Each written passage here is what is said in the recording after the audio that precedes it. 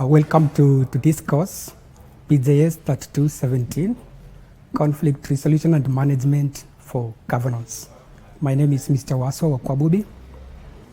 Today's lesson, we're going to look at theories of conflict. To begin with, we shall try to define what conflict theory is according to Lewis Closer. And he states that in general, conflict theory seeks to scientifically explain general assumptions about conflict in society, especially how conflicts start and vary. And that is the most important aspect, because theories of conflict are about the origins of conflict in the society. So they try to explain and try to look at the sources of conflicts in the society, but also how conflicts vary from one context to the other. So they try to explain these variances from one context to another, whether it's domestically within a country or even continentally within a region, but also at a global level. But the theories also focus on the effects of conflicts within different societies. So the central concerns of conflict theory are the unequal distribution of scarce resources and power. The fact that in the society, as population grows, the resources become scarce, and therefore many people, they start now scrambling for these resources. And as such, when you look at conflicts, whether it's locally, even continentally and globally, you see that resources and power are the key drivers of conflict. So then the question just becomes explaining what types of resources are we discussing and what types of powers are we discussing, be it political, be it economic, be it even a military power. And nowadays, even technological power also becomes an issue. So what these resources might be different for each theorist, as we shall see, but conflict theorists usually work with Weber's three systems of stratification, which includes class, status, and power. So the kinds of theories we're going to look at have been divided into at least 4 categories. First of all, we shall look at the 3 models of conflict theory. This basically gives us the traditional theories of conflict that existed around the time of the industrial era. So basically the Marxist theory that Karl Marx came up with, and then the Personian conflict theory that Ralph Gustavo came up with, and then finally the elite conflict theory that Charles Wright Mills came up with. And then secondly, we shall look at the general theories of conflict. The background of this category of theories is basically looking at the different disciplines within which different theories can be discussed, from sociology to economics, to including psychology, and even including technology. And around those different disciplines, we try to find out how many theories we can actually pull out of these different disciplines. Specifically to mean that when we are discussing theories of conflict, it's a multidisciplinary endeavor. So there's no way out we can just focus on sociology alone. It touches on so many other disciplines, including especially politics as well. So within that category of theories, we shall look at behavioral theories by scholars like Daban and John. And we shall also look at sociological theories by scholars like Eckart and Hans. And we shall look at demographic theories, and under demographic theories, we've got one which we call Malthusian theory by Thomas Robert. And then we've got what we call the youth bulge theory by a scholar called Ghana. And then we shall look at what we call rationalist theories, the ones that have to do with intelligence and reasoning, basically mostly psychological theories that are cognitive in nature. So then we shall look at a scholar like Geoffrey Blaine, who has discussed this whole idea of war is a rational endeavor. And then finally, within that category, we look at political science theories, which simply look at politics as a source of conflict and war. And within that category, we look at some traditional political scientists like Niccolo Machiavelli and Thomas Hobbes, when they came up with their works, The Prince and the Leviathan, respectively. And then another category within which we shall discuss the theories of conflict, the theories that we call new civil and ethnopolitical theories that help us describe the kinds of causes that lead to conflicts that have happened, especially in the 90s. That is when we were no longer having the traditional wars like the First World War or the Second World War, or even the Cold War that happened from 1945 towards the beginning of towards the beginning of the 1990s. So those are the kinds of wars that we are traditionally today calling conflicts instead of wars, because they are happening within one country. That's why we are calling them civil and ethno-political violence, because they are simply about ethnicity and also about nation formation. So politics within one country and within the borders of one country. So we basically could call them intranational conflicts. So within that, we shall look at ancient hatreds and how those cause conflicts. We shall look at identity politics, and we shall also look at manipulative elites and how they cause conflict. And we shall look at the economic roots of conflicts within one country. And then we shall look at contention for power, when different groups in a country are contending for power, especially in Africa. This could mean different tribes contending for power. And then number 4, we shall look at the roots of conflicts in Africa, as discussed by Ali Mazrui in 2003. Ali Mazrui is actually a Kenyan, and he's one of those prolific scholars, and he's discussed a few causes of conflicts in Africa from his point of view and his own experience as an African. So he looks at black violence and white roots, but especially with a focus on the white roots. And then he looks at the borders we have in Africa and how those lead to conflict. Then he looks at religion or ethnicity, and then he also looks at resources and ethnicity.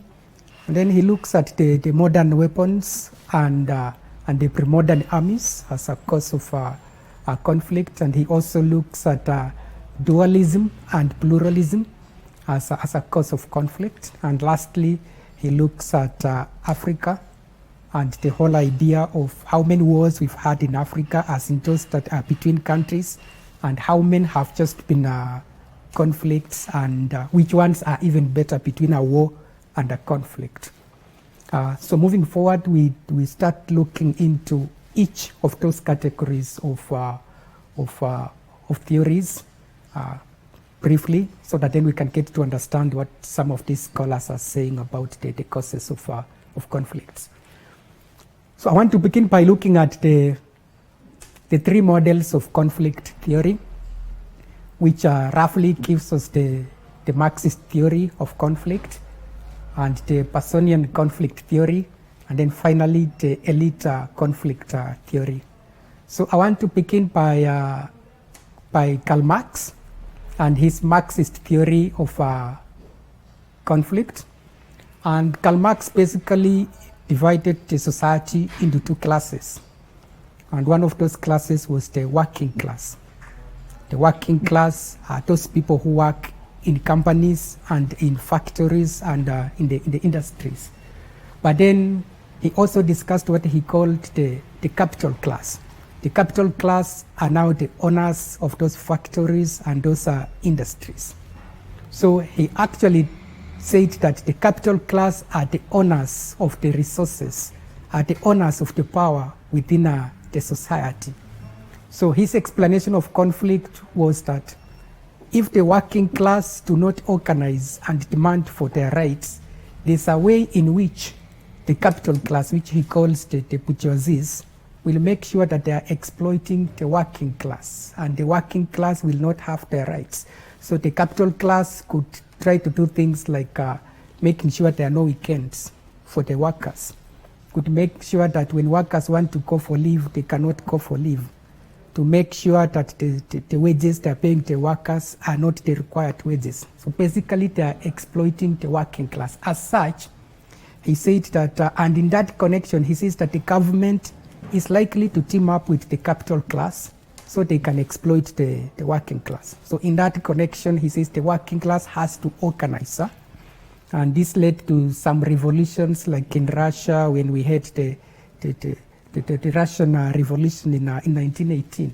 It was organized around this kind of thinking so that the workers didn't have to organize into workers' unions and force the capital class to be able to take care of their needs. So the source of conflict is the capital class, is between the classes in the society. Basically, the capital class trying to exploit the working class, and therefore the working class rising up against the capital class. And that leads to conflict according to Karl Marx. So Karl Marx is in support of workers' unions as a solution to conflicts in society.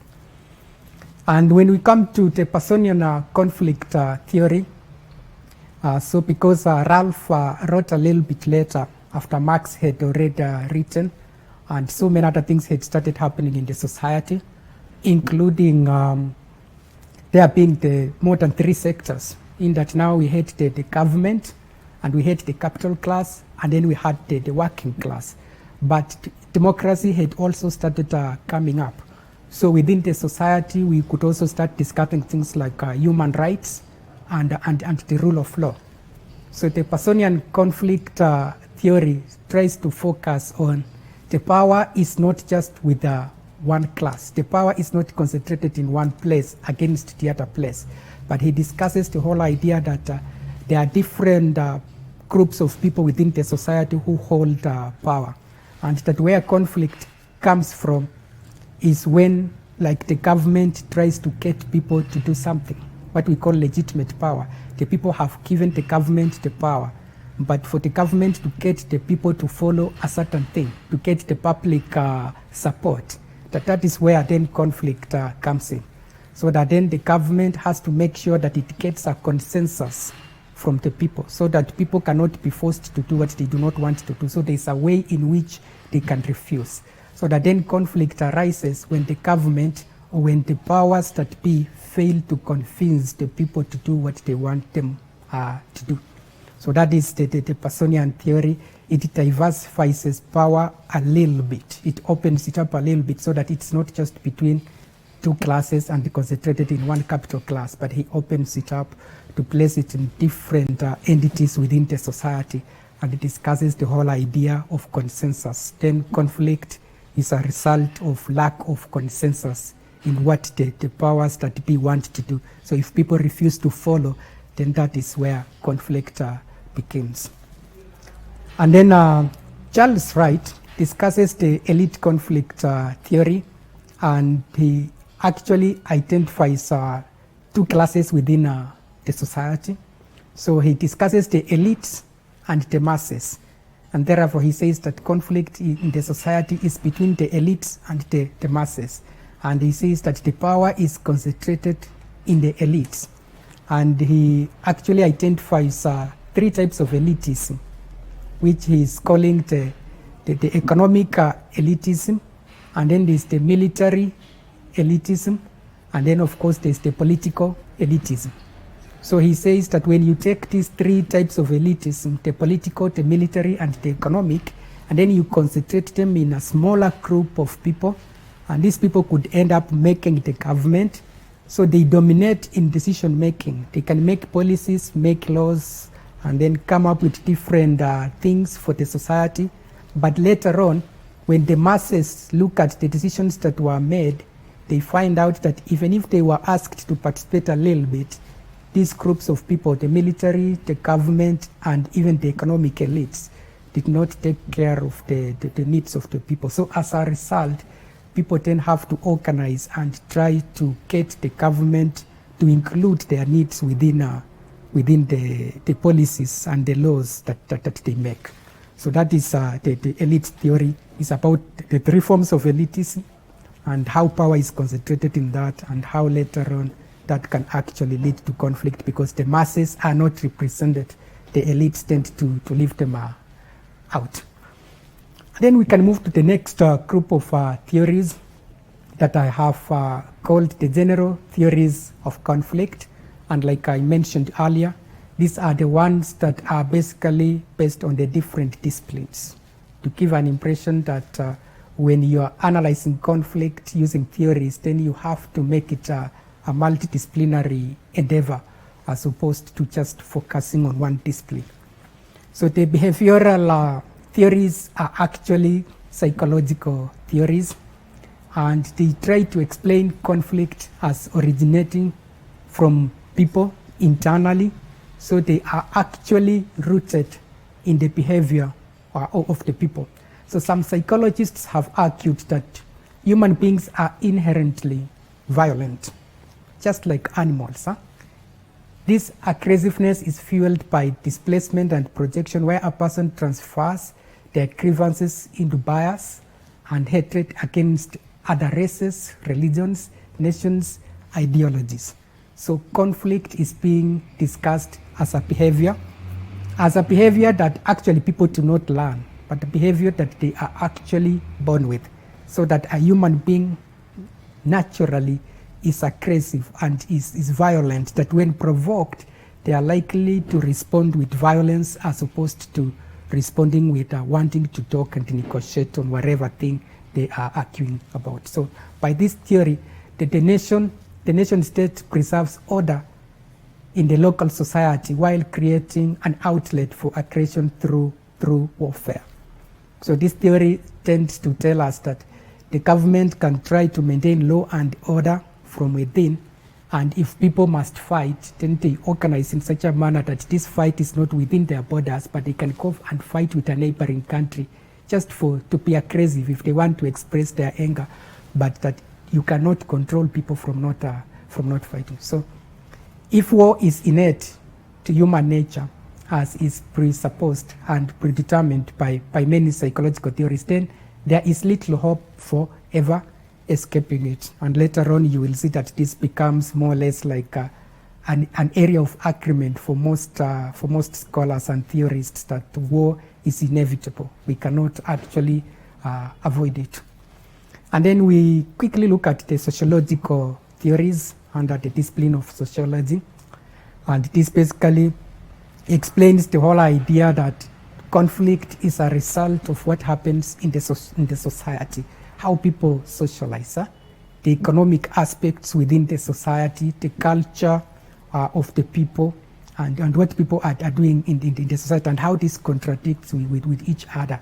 So there are competing beliefs in the society, and as such, different ethnicities within the society and different cultures within the society, and as such, that is likely actually to lead to conflict. So sociology has long been very concerned with the origins of war, and many thousands of theories have been advanced, many of them contradictory to each other.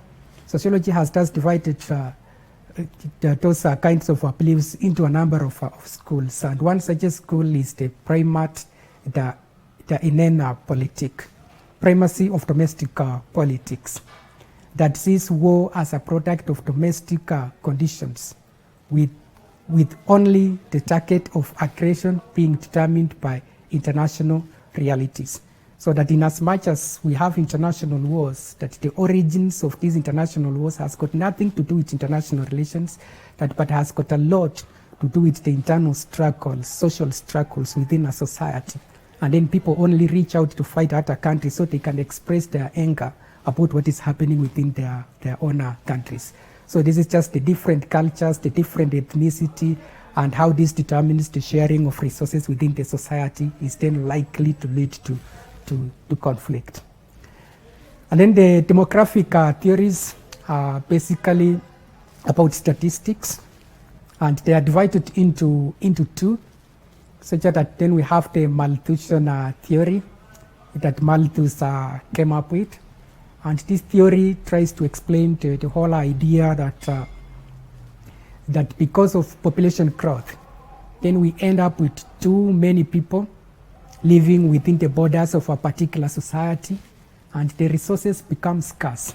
When people increase, the resources become scarce, and even as they become scarce, we've got some people then who tend to take more than the others, and as a result, then conflict is as a result of increased population and limited resources, and therefore fighting for those resources.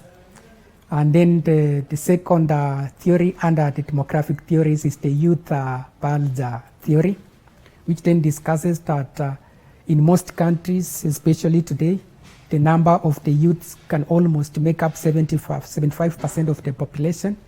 And this could be the youths who are between the age of 20 and maybe 25. That's where the majority of the youths are. So this theory tries to explain that when there are too many youths and they are not employed to engage into some constructive employment, then there is a likelihood that those youths then will start engaging into conflict. So that this one is just about the young people in the society, the youth in particular, and lack of enough employment opportunities, and as such, they start engaging into conflict. And then the rationalist theories from the word rational simply means that for people to engage into a conflict, they calculate. They look at the kind of conflict they want to engage in, and they figure out what benefits they are going to get from fighting a war, what are some of the consequences they are likely to incur. And once they establish that the consequences are less than the benefits, then they are likely going to engage into that war, so then they can use that war to get to a solution. So war is a rational endeavor, so people calculate. The same way you want to engage into a business, you calculate. You look at the costs, the consequences, and the profit you're likely to make out of it, and therefore you engage in that war. A good example could be in 1978 when Mwalimu Nyerere went to fight with Uganda against Idi Amin Dada, and he knew that he was going to succeed because his army was stronger than the Ugandan army. And then lastly, I discussed the political science theories, which actually are based on the realist approach in international relations. So basically believes that as a country, you have to get your army strong, and your neighbor is always your enemy. So you always have to get prepared to fight with your enemy. So that is it about the politics and looking at the international community as being a community where your neighbor is always your enemy. So you have to armor yourself all the time. And then I quickly look at the theories of new civil and ethnopolitical violence in Africa. And that includes a theory like the ancient hatred, which believes in the fact that in most communities in Africa, tribes hate each other. So every time there is anything that provokes a fight, they use that hatred to fight each other. And then there is the identity politics, where ethnicity is linked to politics, and different communities identify with political power within a certain society, and every time they are challenged a little bit to give up that power, and then they fight back, and then that becomes a conflict. The manipulative elites theory focuses on the whole idea that the elites provoke the people to engage into conflict. So they can rally the people to engage into conflict, so they can get political mileage from that type of a conflict. And then the economic roots, especially in communities where resources are not distributed equitably, and then not all the people in the country benefit from the revenue that the country generates, then that also leads to conflict. And then the contention for power, simply when different groups within a society are fighting for power, that actually also leads to conflict. Then lastly, I look at the roots of conflict in Africa, according to Ali Mazrui in 2003. And one of those he explains is the black violence and white roots, such that the kinds of violence you see in Africa, most of it has got white roots, in that during the colonial times, there's a way in which these colonial masters were setting up these tribes against each other, and even long when they are gone, we are still fighting in Africa. The violence is black, but the roots of that violence is still white. And then our borders to blame. And he agrees that most Africans do not care so much about borders, but he says that yes, indeed, there have been several conflicts in Africa that have been as a result of borders. And he says that one of them was the Biafra War in Nigeria, because he believes that Nigeria should have been left by the colonial masters as 3 countries as opposed to one country.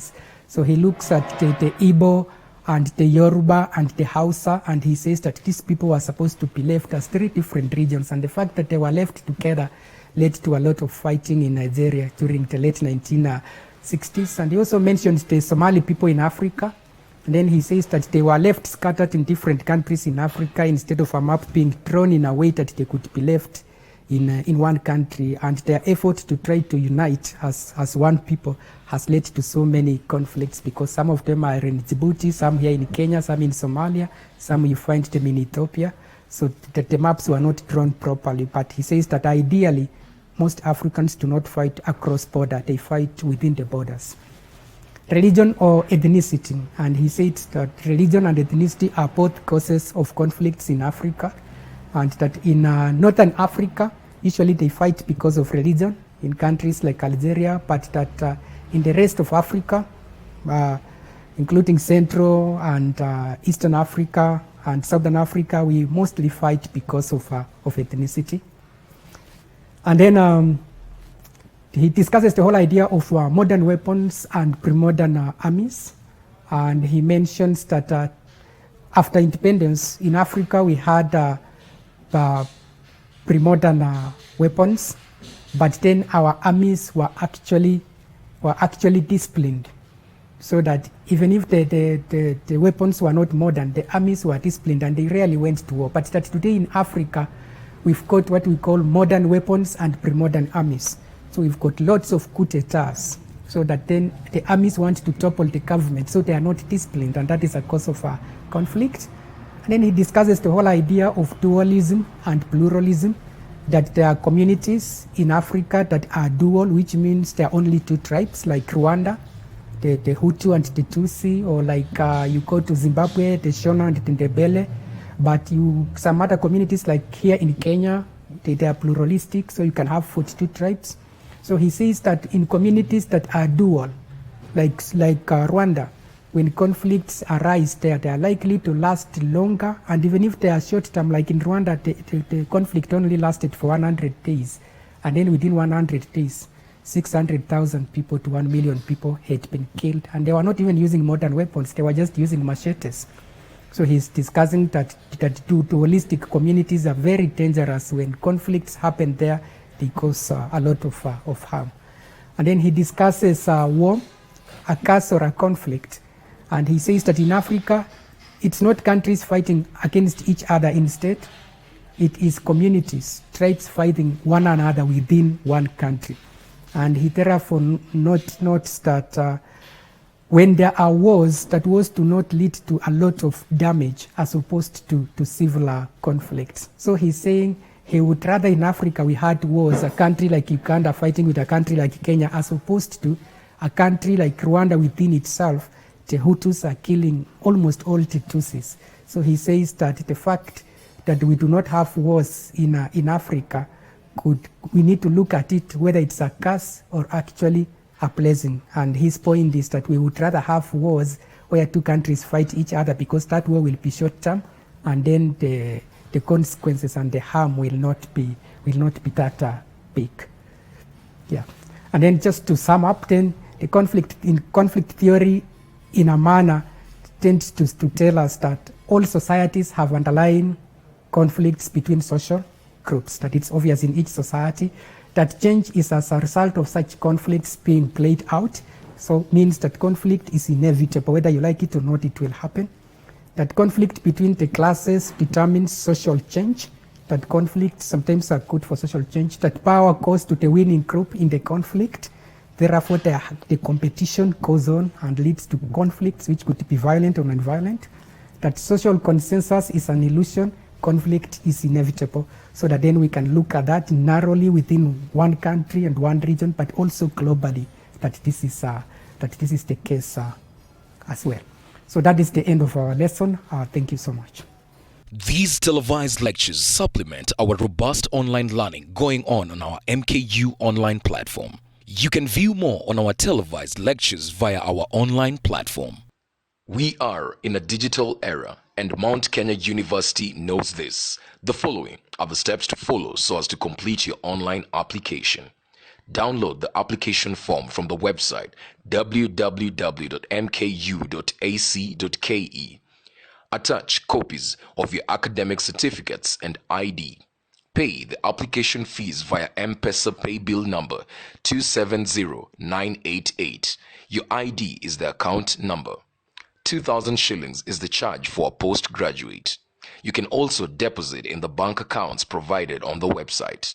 Then email all the above to apply@mku.ac.ke.